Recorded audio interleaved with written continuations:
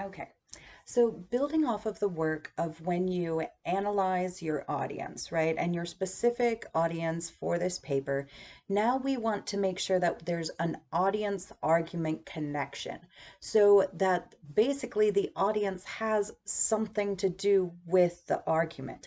Because it's great and wonderful to read about, you know, I don't know, global warming or rising sea levels. But if I don't have any power to change that, or that the what people are calling for in their argument is so outside of my scope of power, then I can't do anything. And personally, that makes me feel a little frustrated that there are sometimes these really big problems and the solutions that people find for them, I can't do anything about.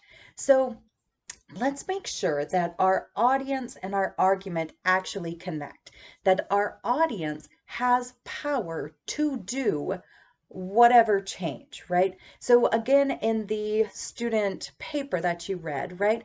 The power, the change that's being kind of called for is to put down your phone. And we all have the power to do that, right?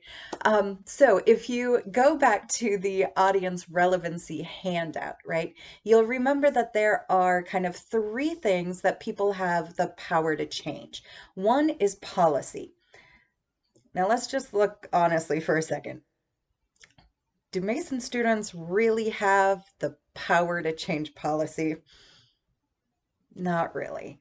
Um, So granted, Mason students could, form a petition or a protest or something like that and get policy changed. But in that case, what you're actually asking for is a change in their action, which is the second one, right? People can change their actions. People can sign a petition for some greater cause, for some policy change. People can recycle more.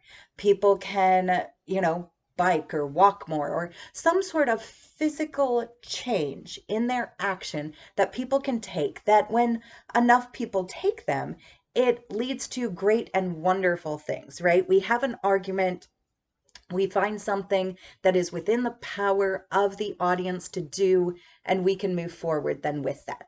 So, okay, policy, not really. But action, yes, we can all change action. Now, the other one is thinking, right? So it's a conceptual change. So a lot of times, what is needed with a lot of topics is to start to think about it in a different way, either in a more nuanced way or with some sort of additional insight or additional perspective that perhaps the audience doesn't immediately have on their own. So the power to change one's thinking.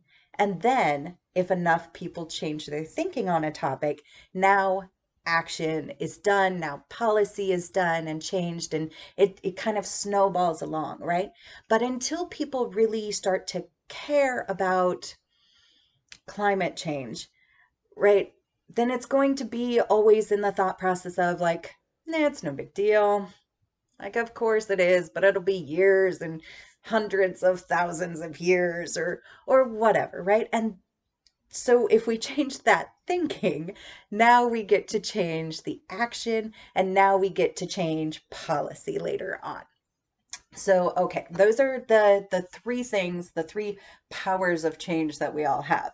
So let's make sure that your argument, your narrative argument is about something that the audience has a connection to and has power to do something about, right?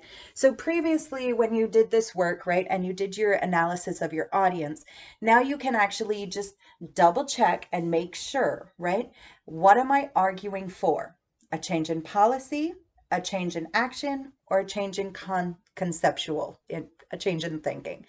Um, Right. So, what are we actually doing? Can our audience do that?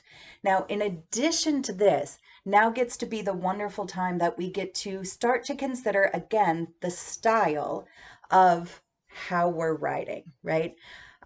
So, the contractions that I mentioned in the student example, right? That's there. But also, like in the published example that I gave you, right? I embrace my Chinese American identity. That's not the actual title. I should find the actual title for you. I learned to embrace my Chinese American identity, right? Think about what audience this author is actually trying to reach, right? It might help to recognize that where it's published in, right? It's published in Teen Vogue. So we're not talking to even necessarily college students anymore. We're talking to high school students, right? Teenagers who have that kind of silenced identity because of something. That's the audience. So notice some of the writing techniques and the language uses that that particular author uses in order to bring that audience in order to connect with that audience, in order for that audience to see that, well, our situations may be a little different, right? Because experiences are different and identities are different. Even though there's a slight difference, we can still connect, right? You can still connect to the argument that I'm making because of the word choices that I am using, because of the grammatical structures that I use, because of the kind of short paragraphs that I use, um, because of the example that I use, the actual narrative that I place in the paper.